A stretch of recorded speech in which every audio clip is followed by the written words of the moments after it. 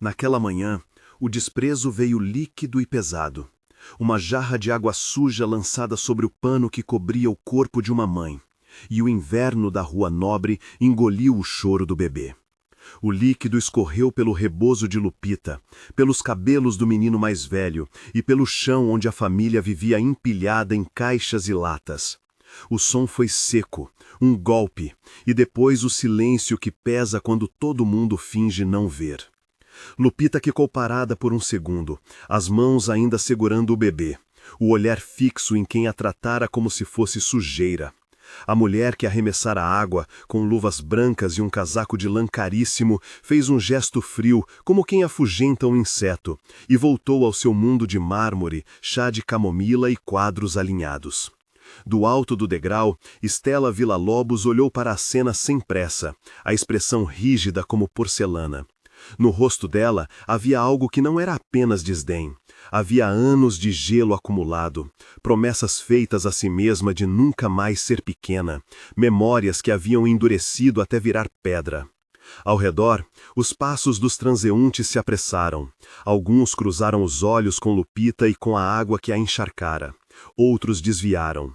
Uma criança que vendia balões engoliu o medo e ofereceu um lenço. Velhas senhoras cochicharam, depois seguiram, porque na cidade ninguém se mistura mais do que o necessário. Carlitos, o filho de 5 anos, chorou. Anita, a menina de 2, soluçava encolhida. Ramiro, marido de Lupita, apareceu da esquina com as mãos vazias e o rosto apondo o peso de noites sem trabalho. Ele pegou o bebê, olhou para Lupita tentando encontrar uma palavra que fosse remédio, mas a palavra não vinha. Lupita sabia o que significava ser humilhada. Vinha como uma faca, não só pela água, mas porque lembrava algo antigo, a fome, a falta de escola, as portas que se fechavam. Mas havia em seu corpo uma resistência suave.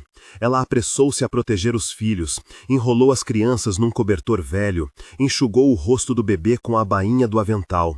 Não respondeu com ódio. O orgulho não lhe cabia naquele instante. Havia, no lugar do ódio, a pressa de procurar trabalho, de fechar um dia que parecia infinito.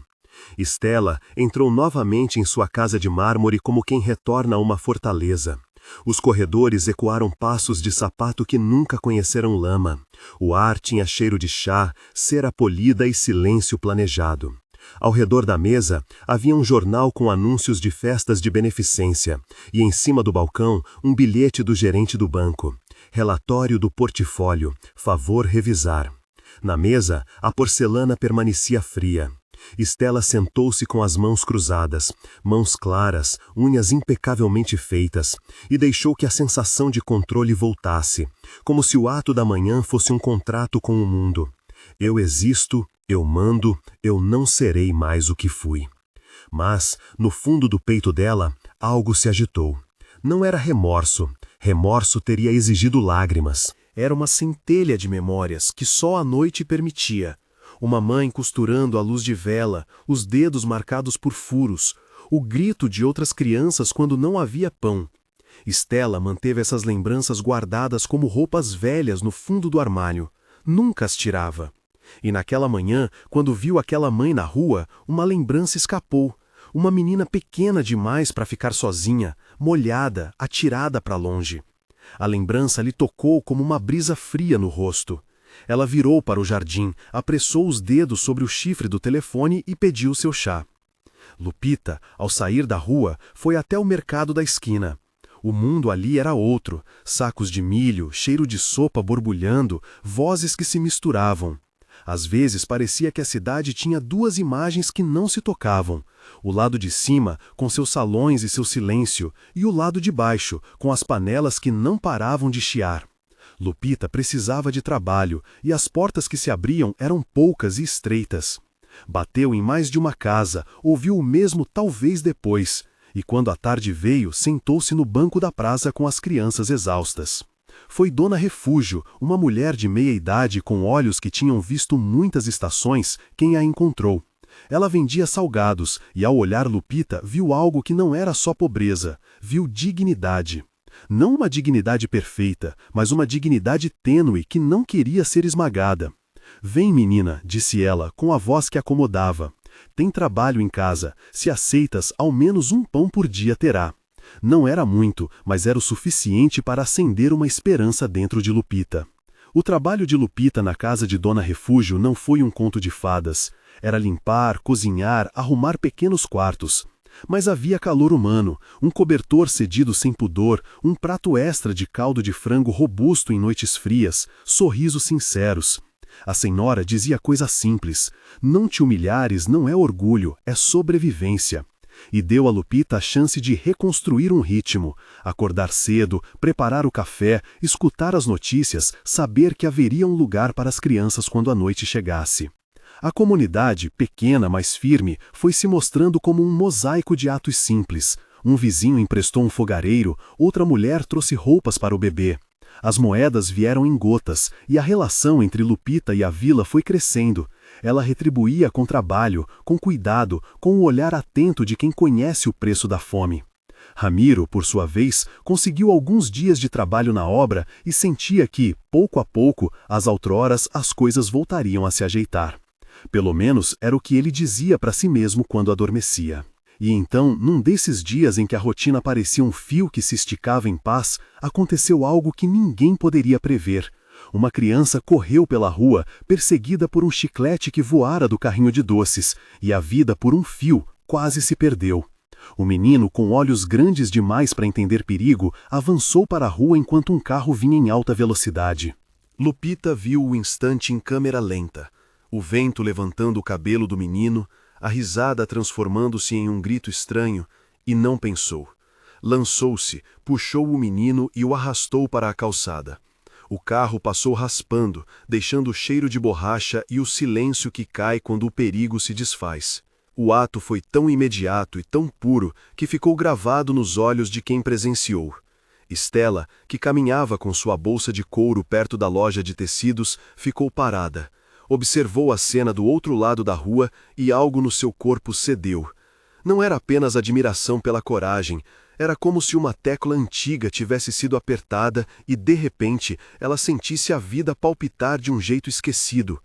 O rosto de Lupita, colado ao do menino salvo, tinha uma expressão que lembrava uma palavra que Estela não usava mais: amor. Naquele mesmo segundo, Estela sentiu uma dor no peito. Primeiro foi um aperto leve, algo que confundiu com uma indigestão talvez. Depois, um formigamento que subiu pelo braço. Seu corpo, treinado a manter-se firme, tremeu. A cartola do mundo perfeito dela vacilou. Um cozinheiro da padaria correu até ela, perguntando se estava bem. Estela respirou fundo. Tentou controlar a respiração que parecia derrubar uma muralha invisível. Estou bem, disse, mas a voz traiu-a. A mão cobriu o peito. A máscara de controle rachou por uma fresta. Do outro lado da rua, depois do resgate, Lupita ajeitou o menino nos braços e observou o carro que havia passado. O medo ainda tremia em seu corpo, mas a sensação de ter protegido alguém era tão grande que a fez ameaçar um sorriso, apesar da água no rebozo. Quando levantou o olhar, viu Estela cambaleando, os olhos arregalados. O choque foi simultâneo. A mulher que a humilhara naquela manhã estava agora trêmula, as mãos escorregando sobre o corrimão da loja. O bairro, que até então murmurava, se transformou num eco de passos. Houve um instante em que o tempo flexionou. A cidade, com seus dois ritmos, parou e observou. Uma parte de Lupita pediu que ela se afastasse, que voltasse para sua falta de segurança, que protegesse a si e aos seus. Outra parte, mais antiga talvez, gravada em algum lugar que não se explica, disse que quando alguém sofre, o que importa é a vida. Lupita não tinha o luxo do rancor, tinha os filhos, o calor do que era humano. Ela deixou o menino com a mãe, caminhou rápido até Estela e, sem pensar em nada que o que havia ocorrido naquela manhã, estendeu a mão. Senhora Estela, está bem, posso ajudar? A voz de Lupita foi curta, prática. Estela olhou para aquela mão que surgia do nada e, por um segundo, sua fúria de antes e sua fragilidade de agora ficaram frente a frente. No mais íntimo dela, algo estremeceu. As memórias, aquelas roupas velhas do passado, passaram como sombras. E então, como se alguém de fora tivesse pronunciado uma sentença, uma frase entrou na cabeça dela com a clareza de uma leitura. O que fizeste ao menor dos meus, a mim o fizeste. Não era uma voz que viesse do corredor, nem do padre do bairro. Era uma certeza que emergia de uma palavra que ela ouvira em sermões de anos atrás, em leituras apressadas. A frase não entrou com bravata, veio como um espelho que a forçava a olhar. Os olhos de Estela se encheram de algo que ela não sabia nomear. Não era penitência nem alívio, era apenas uma abertura que a surpreendia. No rosto dela havia um combate silencioso. De um lado, o orgulho erguido durante décadas, do outro, a visão de coisas que agora pareciam possíveis, mas que exigiam algo que ela não vinha praticando havia muito tempo: humildade. As palavras, aquela recordação do que Jesus disse, dita por alguém tantas vezes, tinham o peso de um confronto interior. Os transeuntes se aproximaram. Alguém chamou uma ambulância. O barulho das rodas, as vozes dos curiosos, tudo convergia para um ponto de tensão que nenhum dos envolvidos controlava. Lupita segurou Estela pelo braço, com a mesma determinação que tivera ao puxar o menino do caminho do carro. Em vez de recuar, ela ajudou a senhora rica até um banco, tirou o casaco encharcado e apertou a mão que tremia. "Respira", disse ela, de forma simples. "Vem, vamos chamar ajuda." Estela olhou para Lupita com uma gratidão que a costurava por dentro. Aquela mão que antes fora alvo de desprezo era agora um apoio real. O som distante da sirene começou a se aproximar. Pessoas que antes cochicharam olharam para a cena e sentiram uma espécie de desconforto diante do que viam, o despojamento do orgulho. Foi ali, naquele momento curto e tremido, que se plantou uma semente que ninguém poderia medir ainda. Para Estela, algo maior que os bens materiais se mostrou como vazio. O coração dela doeu não apenas pela crise física, depois se saberia que era um princípio de infarto, mas pela sensação de que a vida inteira havia sido construída sobre tópicos frágeis. Para Lupita, o ato de socorrer quem a humilhara foi, ao mesmo tempo, um tremor e uma confirmação. Havia diante dela uma oportunidade de fazer o bem sem esperar retribuição, e isso era libertador. No caminho para o hospital, o olhar de Estela vagueou para as mãos envergadas de Lupita, para as pequenas cicatrizes que denunciavam trabalho. A cidade inteira parecia ter reduzido distância entre as duas. Na ambulância, uma enfermeira cobriu o rosto de Estela com uma manta. O rádio tocava baixo, alguém no banco traseiro murmurava orações. Estela fechou os olhos e, por um instante, a presença daquela frase, "o que fizestes ao menor", voltou como uma luz. Não foi um milagre espetacular que desceu do céu, foi uma clareza que rasgou a cortina da indiferença. Enquanto isso, na praça, rumores começaram a se espalhar. Havia quem falasse sobre o que vira, a mulher rica que humilhara uma mãe e fora socorrida por ela. Havia os que murmuravam algo maior, que misturava fé e surpresa. Dizem que Jesus a confrontou. Alguns riram, outros deram de ombros. Para muitos, a narrativa era apenas mais um folheto da cidade. Mas para aqueles suficientemente atentos, havia ali um começo de história diferente. A promessa de que corações podiam dobrar-se, de que a misericórdia tinha força que quebrava muros. Na mesma tarde, Dona Refúgio foi até a pequena casa onde Lupita e sua família viviam para trazer o caldo de sempre. Encontrou Ramiro consertando uma cadeira com paciência de quem tenta reconstruir um futuro. As crianças, agora adormecendo, cheiravam a pão. O calor do caldo trouxe algo como reconciliação. Quando a vasilha foi colocada sobre a mesa, Carlitos abriu os olhos, sorriu e disse: "Tio, hoje a mãe foi uma heroína." Ramiro sorriu de volta com um orgulho suprimido. A vida continuava. E, ao mesmo tempo, algo do cotidiano parecia mais luminoso. Mas havia um silêncio que pesava. Javier, o filho de Estela, faltava. Há meses lidando com os demônios de sua própria vida, drogas e escolhas que o levaram para longe da casa familiar, ele era a sombra longa que pairava sobre os Villa-Lobos. Estela, sempre cuidadosa em manter as aparências, fora incapaz de manter à distância a dor que o filho representava. O telefone tocou mais tarde naquela noite no hospital. A voz de um velho amigo de Javier, trêmula, dizia que ele voltara para a cidade, que estava em um beco próximo, que precisava de ajuda. Estela, ainda sob efeito dos analgésicos e da própria confusão, pediu que trouxessem o filho para o hospital. Havia medo e havia, junto, uma verticalidade nova, a ideia de enfrentar. Lupita voltou várias vezes ao hospital, não como hóspede, mas como acompanhante improvisada.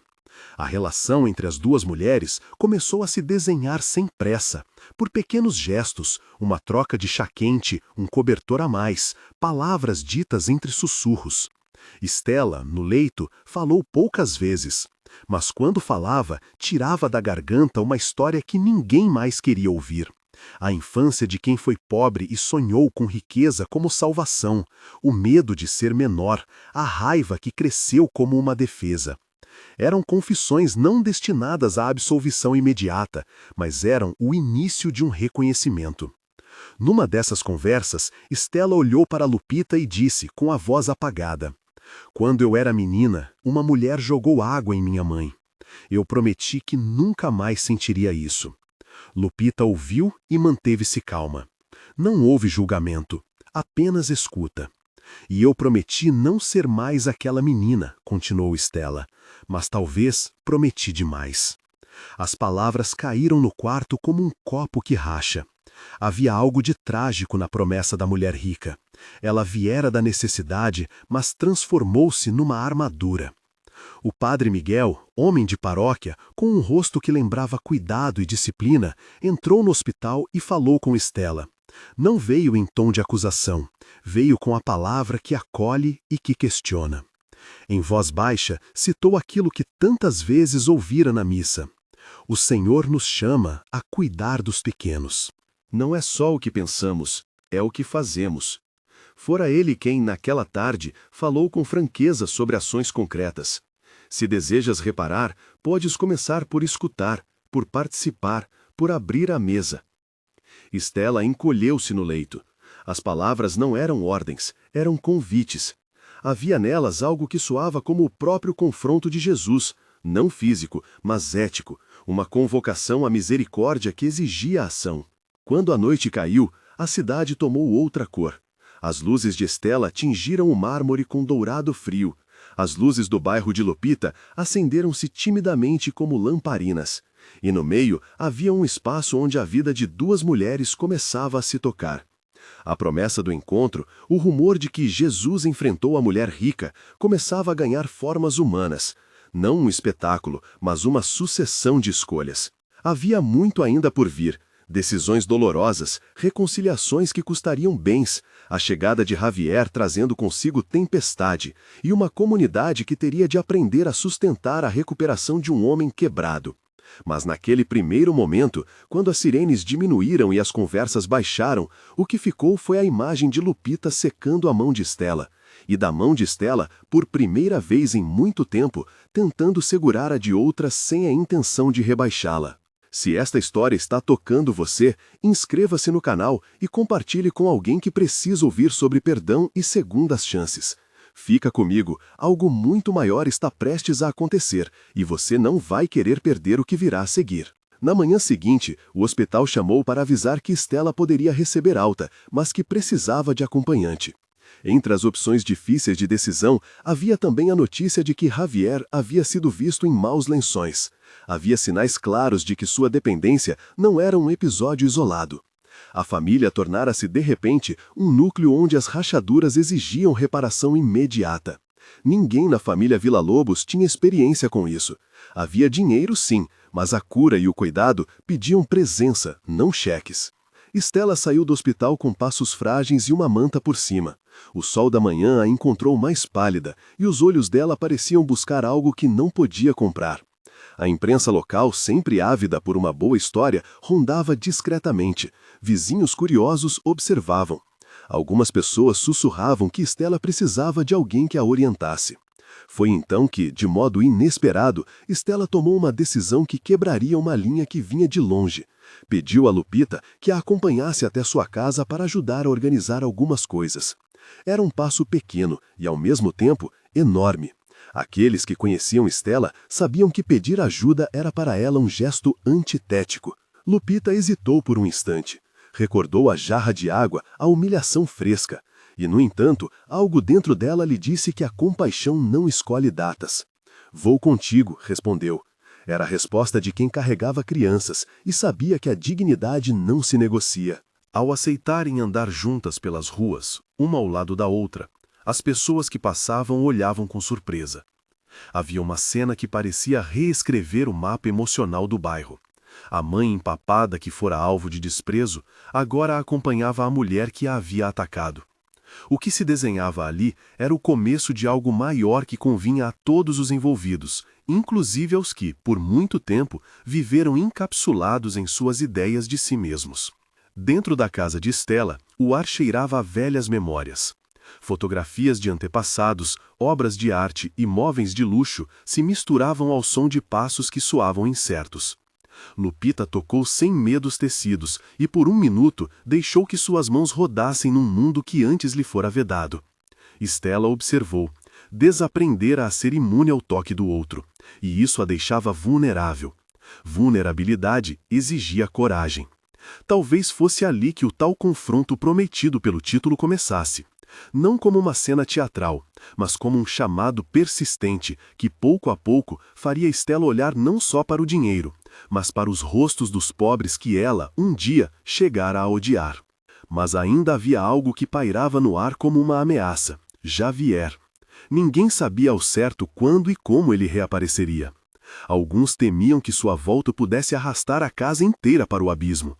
Outros, que a presença dele fosse a prova de que o desejo de mudança de Stella era legítimo. As horas se tornaram espera tensa, e a cidade, que já vira de tudo, prendia a respiração.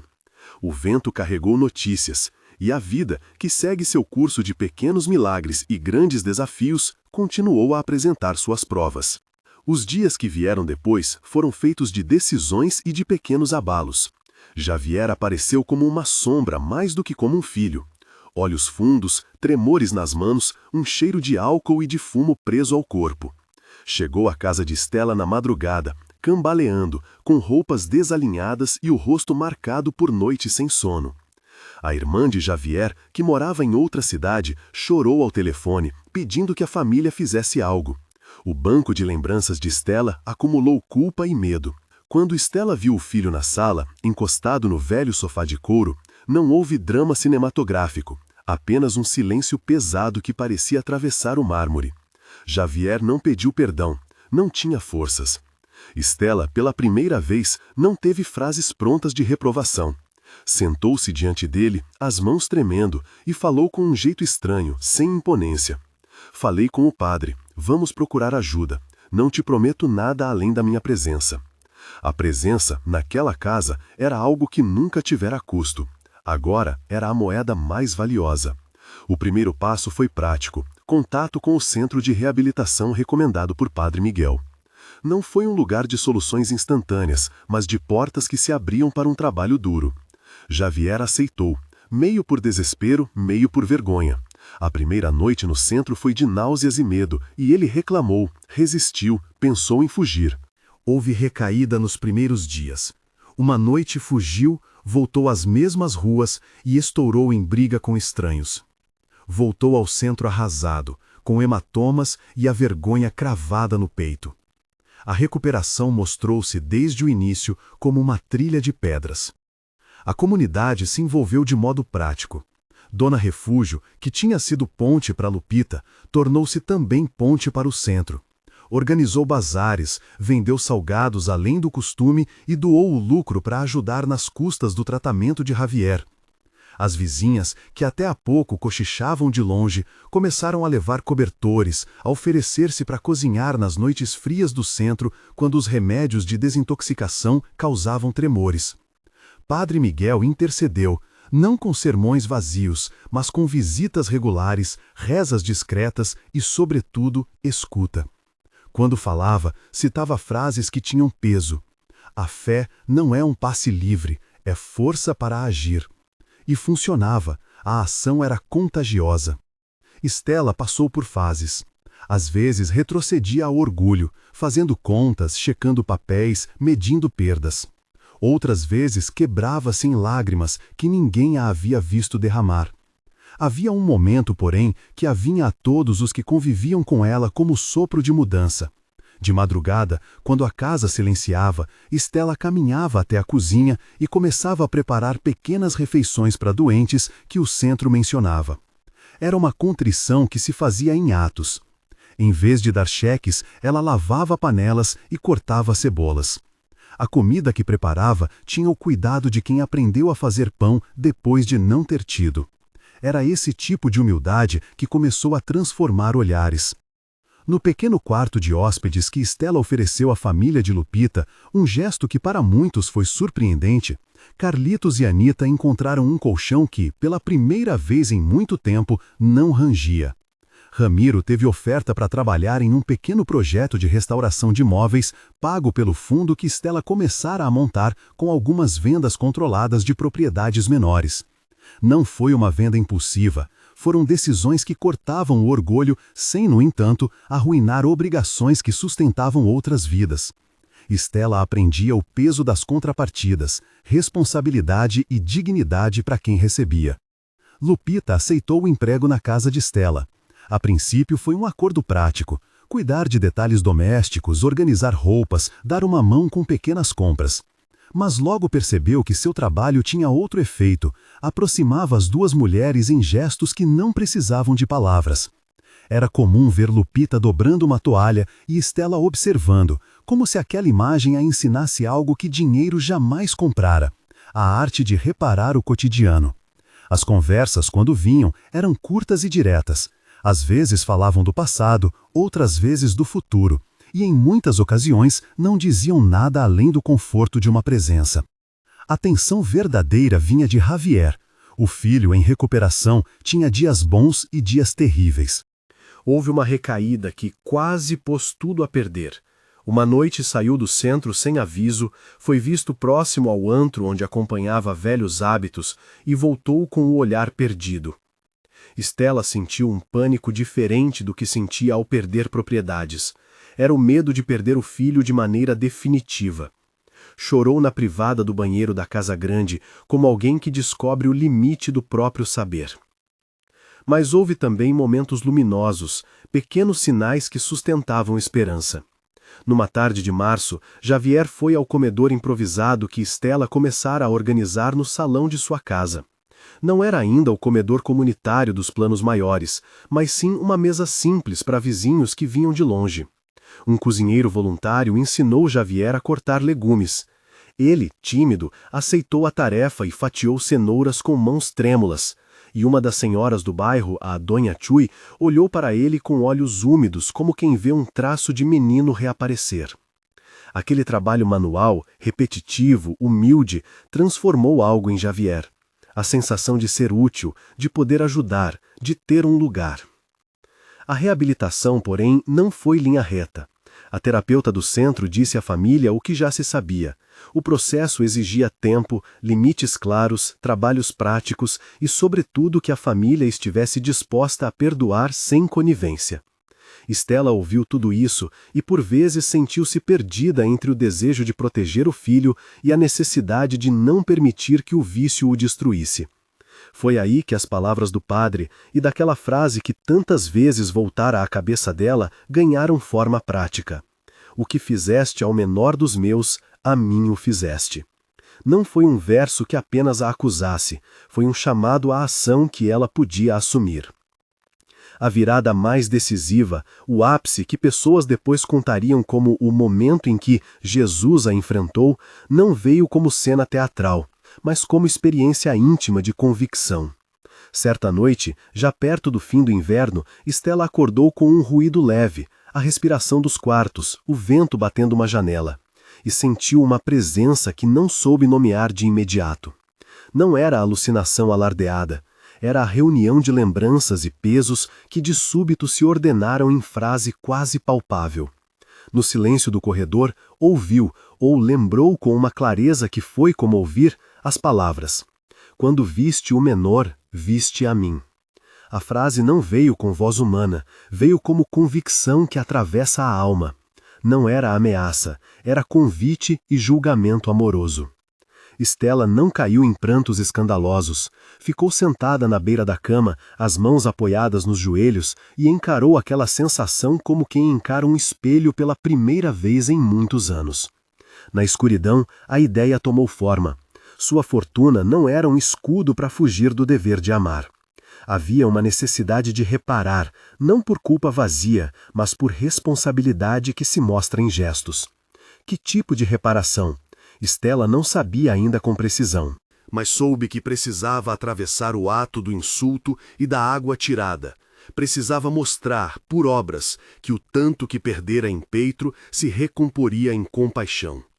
No dia seguinte, Estela foi ao encontro de Padre Miguel. Não levou cheques, levou perguntas e um pedido: diz-me o que fazer. O padre, que a conhecia de missas, de jantares, de discursos, sentou-se com ela e não a examinou com moralismos. Propôs com seriedade uma rota, começar um comedor que reunisse a comunidade, incluir no projeto uma vaga de trabalho garantida para Lupita, criar um fundo para custear parte da reabilitação de jovens como Javier e abrir a casa para reuniões de apoio. Também sugeriu que Estela fizesse um ato público simples, pedir desculpas àquela que humilhara, sem artifícios, diante de quem quisesse ouvir. Não é espetáculo, disse o padre, é responsabilidade pública. A decisão de Estela foi prática, corajosa e lenta. Vendeu um dos terrenos agrícolas que possuía, um lote em que já não cultivava, e destinou parte do dinheiro à reforma de uma antiga cozinha comunitária.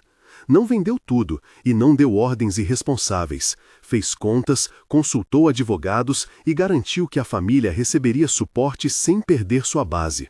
A venda trouxe murmúrios entre os círculos de elites que a conheciam. Havia quem risse, quem olhasse com descrença. Mas para a vizinhança foi sinal de mudança. A mulher que um dia a tirara água, agora cortava um terreno em favor de um projeto social. O comedor foi montado com a ajuda de mãos voluntárias. Dona Refúgio costurou aventais. O pedreiro do bairro doou trabalho. Jovens do Centro de Reabilitação pintaram as paredes como parte de suas oficinas de reintegração. A cozinha cheirou a cebolas e cominho. A louça bateu umas nas outras e num sábado de tarde a porta abriu pela primeira vez. A mesa se encheu de quem precisava e também de quem queria ver. Nas primeiras horas, houve estranhamento.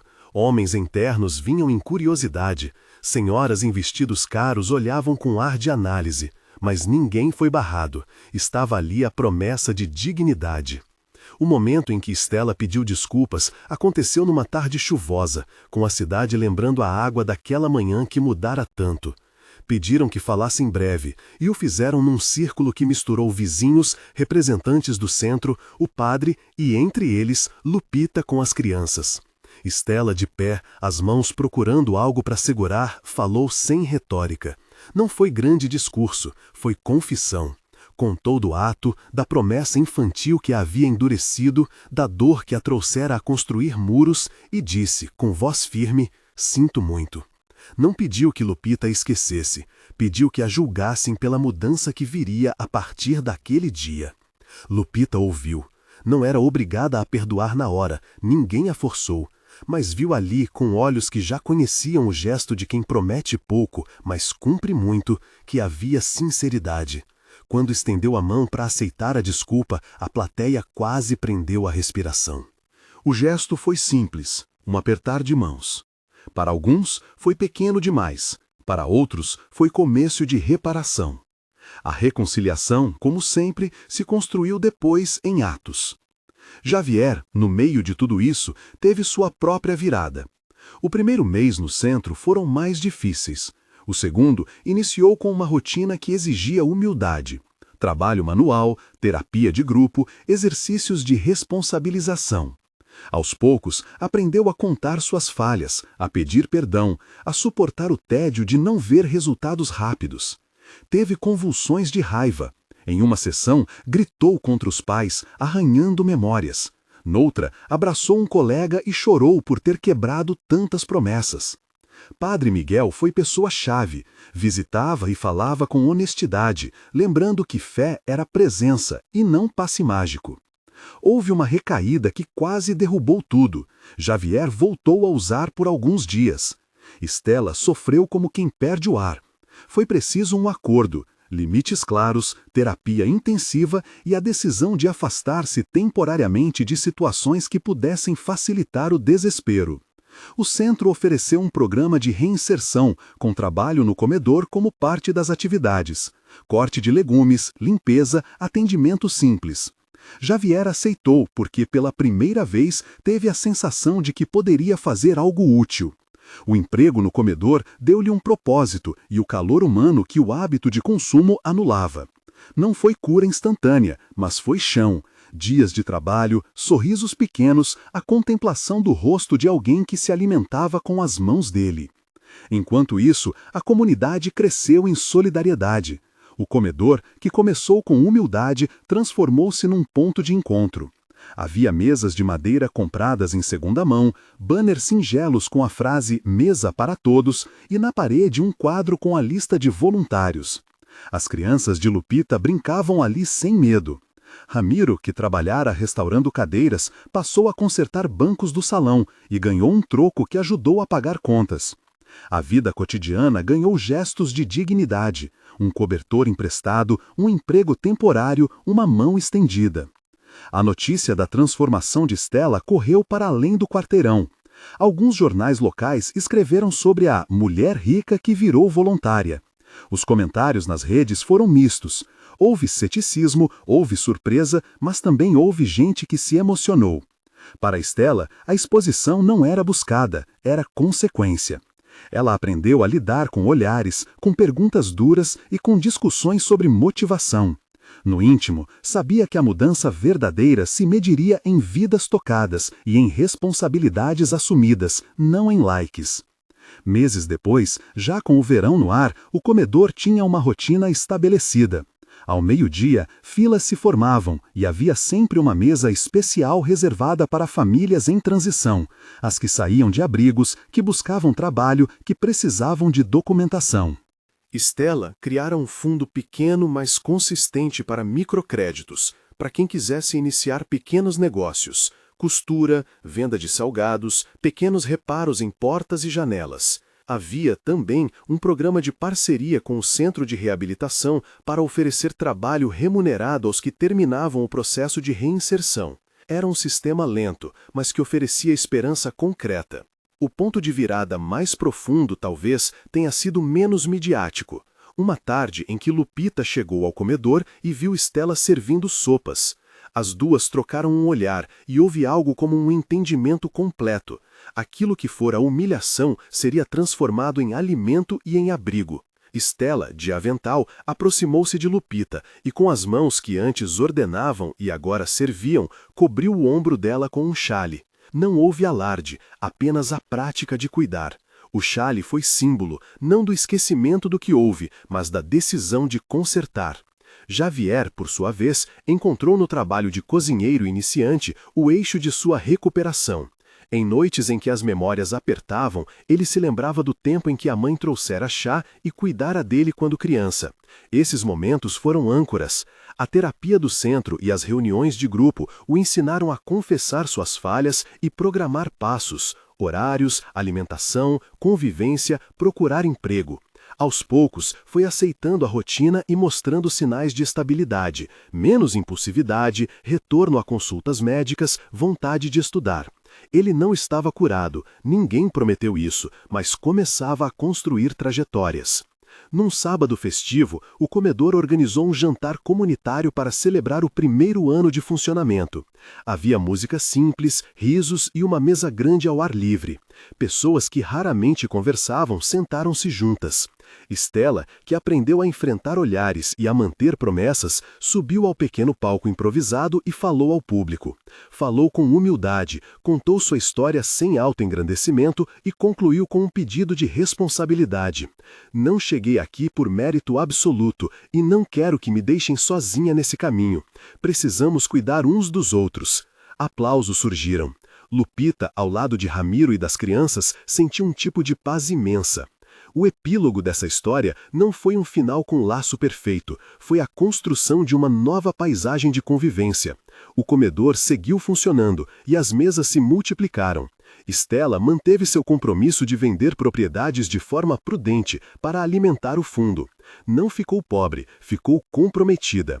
Javier continuou seu tratamento e começaram a surgir possibilidades de emprego em padarias e cozinhas locais, não porque a casa de Estela o favorecesse diretamente, mas porque o trabalho o qualificava e pessoas da comunidade o recomendavam. Em uma manhã tranquila, meses depois do primeiro encontro que mudou tudo, ocorreu uma cena que alguns descreveriam como inacreditável, sobretudo aqueles que só souberam da história por manchetes. O comedor não encerra as necessidades do mundo, mas mostra que quando o desprezo encontra o perdão e a ação, nasce algo inacreditável, a possibilidade real de recomeço. Se esta história tocou você, compartilhe com alguém que precisa ouvir sobre perdão e segundas chances. Conta nos comentários. Você já perdoou alguém que te humilhou? Como foi esse processo?